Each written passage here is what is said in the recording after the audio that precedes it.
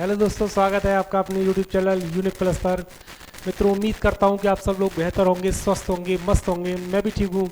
दोस्तों, आज मैं आपके सामने अलंकार टॉपिक को ही लेकर आपके सामने लेक्चर 3 लाया हूं। ये लेक्चर 3 भी दोस्तों आपकी आगामी जितनी भी परीक्षाएँ हैं, यूपी पुलिस की एग्ज़ाम और भी आगे जितनी भी परीक्षाएं होंगी, उसके लिए लाभकारी सिद्ध होने वाला है। इसलिए आप लगातार हमारे चैनल से जुड़े रहें, चैनल को लाइक करें, कमेंट्स करें, सब्सक्राइब करें। मैं इसी तरह से लगातार आपके सामने वीडियो और प्रैक्टिस सेट लाता रहूँगा।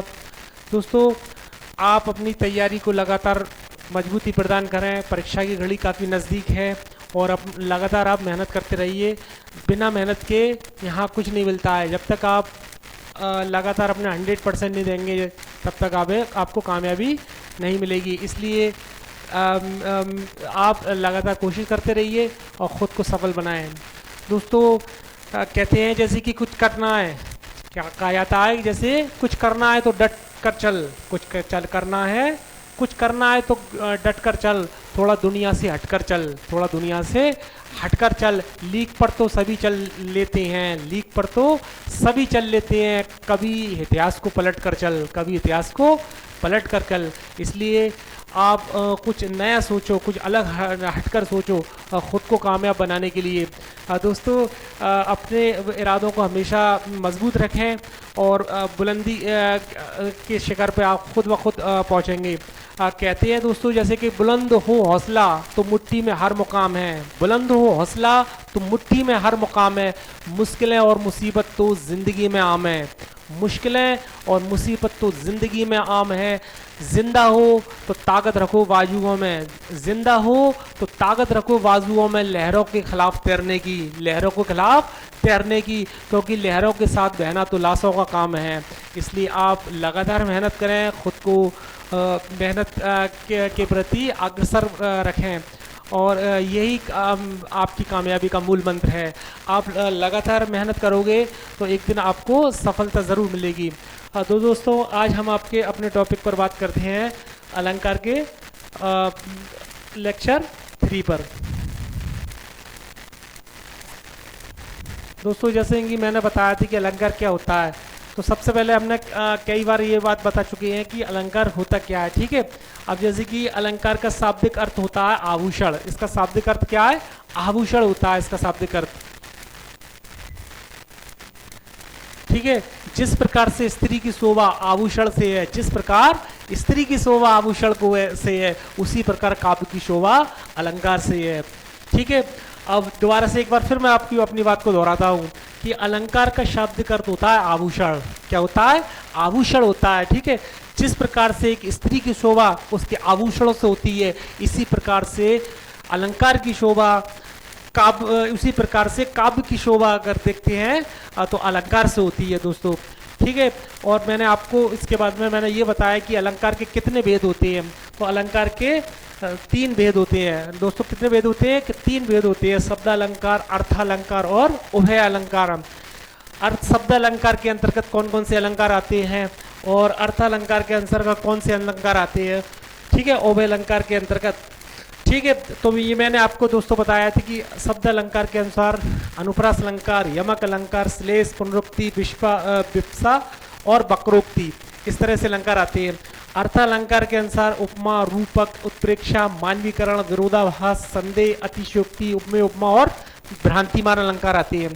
ठीक है, इसके अतिरिक्त और भी अलंकार हैं, लेकिन ये आपकी परीक्षा की दृष्टि से सफिशिएंट रहेंगे और अब ज़्यादा पढ़ने की दोस्तों ज़रूरत नहीं है। मोस्ट इम्पोर्टेंट अलंकार हैं ये हैं यहाँ पर, और इन्हीं के विषय में मैं आपको बताऊंगा। ज़्यादा पढ़ने से कुछ नहीं होगा। जब तक इस पर आप सही तरीके से कमांड कर लें, कमांड करें, उसके बाद में आगे भी आप पढ़ सकते हैं। इन पर मेन 80 से 90% दोस्तों इन्हीं अलंकारों में से आपको मिल जाता है। तो मैंने आपको शब्द अलंकार के अनुसार लेक्चर 1 में और लेक्चर 2 में मैंने ये आपको अनुप्रास, यमक, श्लेष, पुनरुक्ति ये सब बता दिए थे और पूरे माय एग्जाम्पल के डिटेल वाइज मैंने पूरा आपको समझाया था। अब अर्थालंकार के अनुसार अंतर्गत मैंने आपको उपमा, रूपक और उत्प्रेक्षा ये तीनों समझाई थी। ठीक है, आज हम बाकी के अलंकार पर आपको बात करते हैं। तो आप काफ़ी ध्यानपूर्वक हमसे जुड़े रहें और एक पॉइंट को ध्यानपूर्वक सुने, और यही आपकी कामयाबी का मूल मंत्र है। जैसे कि दोस्तों यहाँ बात करते हैं हम उपमा, रूपक, उत्प्रेक्षा, ये तो हमारे अलंकार हो गए थे यहाँ तक, और शब्द अलंकार के अंतर्गत ये हो गए। मैंने आपको पहले भी बताया था दोस्तों, आप ये चीज़ ज़रूर याद रखें कि शब्द अलंकार के अंतर्गत कौन से अलंकार आते हैं, अर्थ अलंकार के अंतर्गत कौन से अलंकार आते हैं। जब तक क्योंकि क्वेश्चन ये पूछ लिया जाता है, एक अलंकार इसमें से दे दिया और दो शब्द अलंकार में से दे दिए और दो इसमें, एक इसमें से दिया अर्थ अलंकार में से, तो उसमें से पूछ लिया जाता है बताइए इसमें से कौन सा है जो अर्थ अलंकार के में दिया गया है या शब्द अलंकार में से दिया गया है। इसलिए आप डिटेल वाइज हमेशा इस चीज़ को ध्यान रखिएगा कि इनके विषय में और डिटेल से पढ़िएगा कि कौन सा अलंकार किस में आता है। ठीक है, इस बात पर आप ध्यान रखिएगा। अब जैसे कि हम आगे हम बात करते हैं दोस्तों,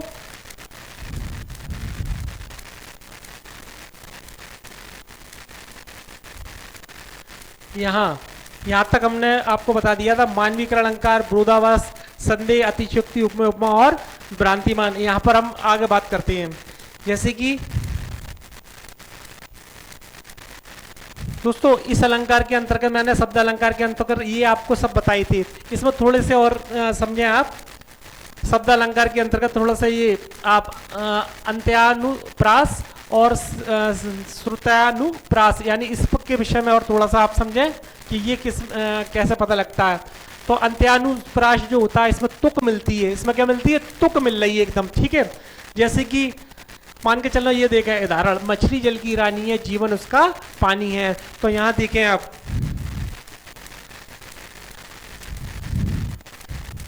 यहाँ मछली जल की रानी है, जीवन उसका पानी है। तो यहाँ क्या है दोस्तों, यहाँ तुक मिल रही है। तो अत्यानुप्रास का क्या अर्थ है कि यहाँ पर तुक मिल जाए, मछली जल की रानी है और जीवन उसका पानी है। तो इससे हमें क्लियर होता है कि हमारा ये अत्यानुप्रास अलंकार है। इसी तरह से बात करते हैं दोस्तों, ये शब्द अलंकार के अंतर्गत है। ठीक है, आगे बात करते हैं श्रुत्यानुप्रास। श्रुत्यानुप्रास अलंकार क्या होता है, कानों को मधुर लगने वाले वर्णों की आवृत्ति, कानों को, हमारे कान है उसको मधुर लगने वाले वर्णों की आवृत्ति जो होती है वो हमारी क्या कहलाती है, श्रुत्यानुप्रास अलंकार कहलाता है। जैसे कि रघुपति, राघव, राजा, राम, कानों को मधुर लगने वाले वर्ण, वर्ण तो आप जानते हैं वर्ण किसे कहते हैं, वर्ण से मिलकर कर शब्द बनते हैं और शब्द से तुम्हारा फ्रेज बनता है, फ्रेज से क्लॉज बनता है, क्लॉज से सेंटेंस बनता है, इसी तरह से मिलकर वाक्य पूरा होता है। तो कानों को मधुर लगने वाले वर्णों की आवृत्ति हमारी श्रुत्यानुप्रास अलंकार कहलाती है। यहाँ देखें आप, रघुपति, राघव, राजा, राम, इससे आप एग्जाम्पल उससे समझें। ठीक है, यहाँ तो ये चीज़ हमको क्या लग रही है, हमारे कानों को एकदम मधुरता प्रदान कर रही है। तो यहाँ पर कौन सा अलंकार होता है, श्रुत्यानुसार नुप्रास अलंकार। अब बात करते हैं हम अर्थ अलंकार को लेकर। दोस्तों यहाँ अर्थ अलंकार को लेकर मैंने आपको अभी भी बताया था कि मैंने यहाँ तक उपमा, रूपक और उत्प्रेक्षा अलंकार को मैंने पिछले 2 नंबर वीडियो में मैंने आपको डिटेल से समझा दिया था। अब हम आगे के अलंकार पर बात करते हैं। अर्थालंकार, अर्थालंकार क्या है, यहाँ आप ध्यान से सुनिएगा। ठीक है, अर्थालंकार के अंतर्गत मानवीकरण, इसके अंतर्गत मानवीकरण, जब प्राकृतिक चीजों में मानवीय भावनाओं के होने का वर्णन हो, प्राकृतिक चीजें उसमें मानवीय भावनाओं का होने का वर्णन हो रहा हो, तब हम हमारा कौन सा अलंकार होता है, मानवीकरण अलंकार वो कहलाता है। ठीक है, अब दोबारा से एक बार फिर समझें कि प्राकृतिक चीजों में, प्रकृति की कोई चीजें हैं उसमें मानवीय भावना है, मानव की जो भावनाएं होती हैं, जो फीलिंग्स होती हैं के होने का वर्णन हो, तो वहां मानवीकरण अलंकार कहलाता है। जैसे कि फूल हंसे कलियां मुस्कुराई, फूल हंसे और कलियां मुस्कुराई, तो ऐसे एक बात बताइए, तो ये फूल हंसे तो फूल कैसे हंस लेंगे, फूल कैसे हंस लेंगे, और कलियां मुस्कुरा रही हैं तो इस तरह से कैसे मुस्कुरा लेंगी। अब यहाँ पर थोड़ा सा क्या होता है कि प्राकृतिक चीजें हैं ये सब कैसी है, प्राकृतिक चीजें, इसमें मानवीय भावना है, हमारी फीलिंग्स आ रही हैं, यहाँ पर होने का वर्णन हो रहा है। मान के चलना किसी भी चीज को हमें देख रहे हैं और उसको देखकर हमारा मन एकदम प्रफुल्लित हो जाए। ठीक है, किसी को देखकर, तो जैसे कि फूल हंसे और कलियां मुस्कुराई, जबकि एक बात बताइए कि फूल कैसे हंस लेंगे। ठीक है, और लेकिन हमें ऐसा फीलिंग हो रहा है कि जैसे कि फूल हंस रहे हैं। ठीक है, और कलियां मुस्कुरा रही हैं, किसी भी चीज को लेकर इस तरह से आप लगा सकती हैं। ठीक है, तो वो वहां पर मानवीकरण होता है कि प्राकृतिक चीजों में मानवीय भावनाएं होने, प्राकृतिक चीजों में मानवीय भावनाओं का वर्णन मानवीकरण अलंकार कहलाता है। हमारी ये फीलिंग्स है जो थोड़ी ऐसी महसूस हो रही हूँ कि हम जो फूलों के अंदर भी हंसी को महसूस कर रहे हैं, ठीक है, और कलियों के मुस्कुराने की ये चीज हमको दिखाई दे रही है। ठीक, आगे बात करते हैं, विरोधाभास अलंकार पर हम बात करते हैं। ठीक है,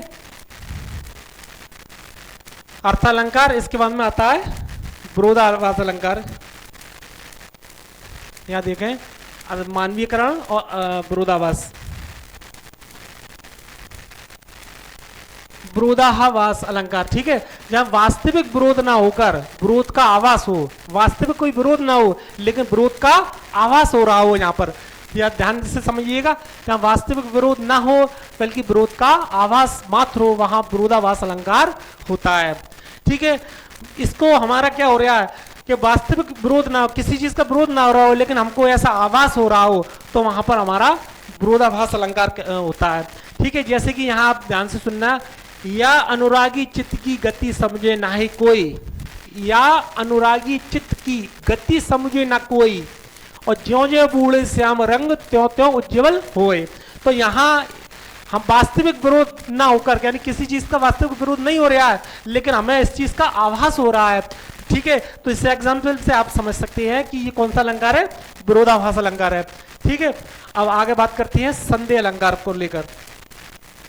यहाँ देखें, संदेह अलंकार को लेकर किसी चीज का हमें सस्पेंस होना, किसी चीज का संदेह अलंकार, जहां किसी वस्तु को देखकर संशय बना रहे। मान के चलना कोई वस्तु देख रहे हैं और मन में एकदम संशय उठ रहा है, कुछ ऐसा करके लग रहा है, कुछ शक सा होता है, एकदम संशय उठता है किसी वस्तु को देखकर, निश्चय ना होकर, और जहां किसी वस्तु को देखकर संशय बना रहे, मन में एकदम संशय बना रहे और निश्चय ना हो, और उसका निश्चय ना हो, ठीक है, कि क्या है, कैसा क्या है।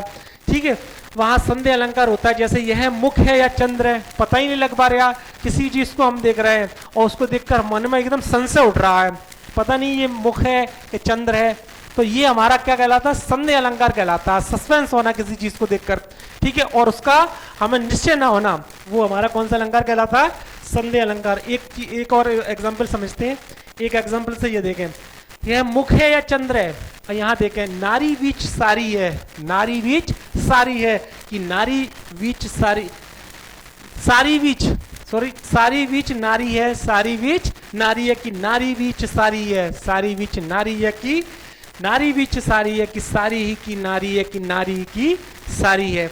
अब इसको देखें आप, इससे हमें ये पता लगता है जहां किसी वस्तु को देखकर हमारे मन में एकदम संशय बना रहा हो और इस चीज का निश्चय ना हो पा रहा। अब इसमें यहाँ कोई चीज का निश्चय नहीं हो पा रहा, सारी बीच नारी है कि नारी बीच सारी है, अब ये पता ही नहीं है कौन सा किसके बीच में, कि सारी की नारी है कि नारी की सारी है। तो यहाँ हमारा कौन सा अलंकार होता है दोस्तों, यहाँ फिर बताएं हम, संशय बना हुआ है, तो यहाँ कौन सा अलंकार होता है, संदेह अलंकार होता है। ठीक है, अब आगे बात करते हैं।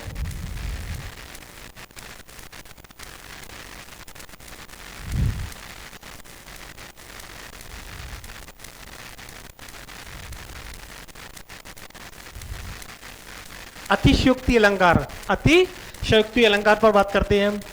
अब अतिशयोक्ति, किसी चीज की अतिशयोक्ति करना, जब किसी बात को का वर्णन बहुत बड़ा चढ़ा कर, कोई छोटी सी बात है उस बात को बहुत बड़ा का कहना, राई का पहाड़ बनाना, राई का पहाड़ बनाना कहने का मतलब बहुत छोटी सी बात है उसको बढ़ाकर बहुत कुछ जब बड़ी बात बना देना, तो बड़ा चढ़ा कर किया, तो वहां अतिशयोक्ति अलंकार होता है।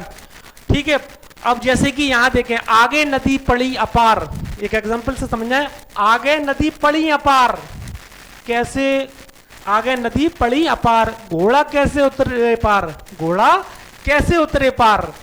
अब यहाँ देखें आप, राणा ने सोचा इस पार, तब तक चेतक था उस पार।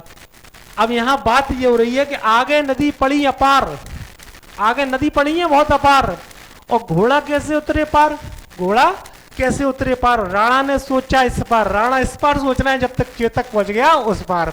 तो यानी छोटी सी बात को बढ़ाकर बहुत ज्यादा बड़ा कर देना, उसको हमारा अतिशयोक्ति अलंकार कहलाता है। ठीक है, अब एक थोड़ा सा आप समझें कि फिल्मी गाने के अंदाज में समझें आप। ठीक है, इसको एग्जाम्पल देखें और दूसरा एक एग्जाम्पल फिल्मी गाने के अंदाज में समझें कैसा है, किस तरह से बढ़ाकर बात को बड़ी बना दी गई है। यहाँ देखिएगा आप, चांदी जैसा रंग है तेरा, चांदी जैसा रंग है तेरा, सोने जैसे बाल, सोने जैसे बाल, एक तू ही ये धनवान है गोरी, बाकी सब कंगाल। एक बात बताओ, यहाँ पर इतना कितना बड़ा चढ़ाकर कर दिया है कि चांदी जैसा रंग है, रंग तो चांदी जैसा कैसे हो जाएगा तेरा, ये बताओ एकदम। ठीक है, और सोने जैसे तेरे बाल बता दिए गए यहाँ पर, और तू ही धनवान है गोरी, बाकी सब कंगाल। इसका मतलब जितने भी हैं उद्योगपति सब मर गए है। ये एक बात सोचे, कितने बड़े बड़े उद्योगपति हैं, कितने बड़े हैं, और तुमको कितना अन्य वैसा बता दिया गया। तो उद्योगपति हैं जैसे अनिल अंबानी है, वो मुकेश अंबानी है, और भी बड़े बड़े उद्योगपति हैं, तो वो उनको सब कंगाल हो गए इनके आगे। तो इस तरह से कहना है ये कि चांदी जैसा रंग है तेरा और सोने जैसे बाल, इतना ज़्यादा बड़ा चढ़ाकर बात कह दी गई है। ठीक है, तो और बस जैसे बाल, एक तू ही धनवान है गोरी, बाकी सब कंगाल, बस तू ही एक धनवान है, बाकी सब कंगाल। यानी किसी बात को इतना बड़ा चढ़ाकर कहना तो वो अतिशयोक्ति कहलाती है। ठीक है, तो वो यहाँ इस एग्जाम्पल से आप समझ सकते हैं कि देखो किस तरह से यहाँ पर कौन सा अलंकार है। ठीक है, अब इसी तरह से यहाँ देखें, आगे नदियां पड़ी अपार, घोड़ा कैसे उतरे पार, राणा ने सोचा इस पार, तब तक चेतक था उस पार। तो इस तरह से दोस्तों ये हमारा अतिशयोक्ति अलंकार होता है। अब यहाँ पर सभी धनवान जितने भी हैं, उसको गोरी जो है यहाँ पर जो भी हो उसको कितना धनवान बता रहे हैं, बाकी को सबको कंगाल। और कितने बड़े बड़े उद्योगपति हैं, कितने बड़े बड़े पैसे वाले हैं, उनको सबको कंगाल बताया जा रहे हैं। ठीक है, यहाँ अब यहाँ अगला अलंकार देखें, भ्रांतिमान अलंकार पर बात करते हैं।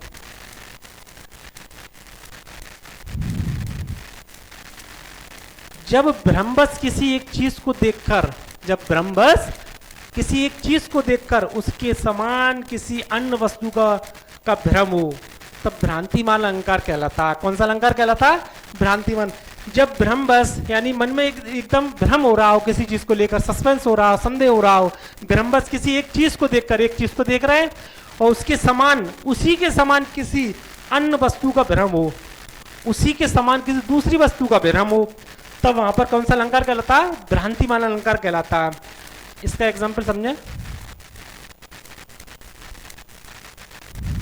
नाक का मोती, नाक का मोती अधर की क्रांति से, अधर की क्रांति से, नाक का मोती अधर की क्रांति से, बीज दाड़िम का समझकर भ्रांति से। नाक का मोती है और अधर की क्रांति से, बीज दाड़िम का समझ के भ्रांति से। दाड़िम कहते हैं अनाज को, वो अनार को, सॉरी अनार को। देखकर सहसा हुआ सुख मौन है, देखकर सहसा हुआ सुख मौन है, सोचता है अन्न सुख यह कौन है, सोचता है अन्न सुख यह कौन है। नाक का मोती है, नाक का मोती है, और मिलाकर यहाँ पर नाक का मोती है।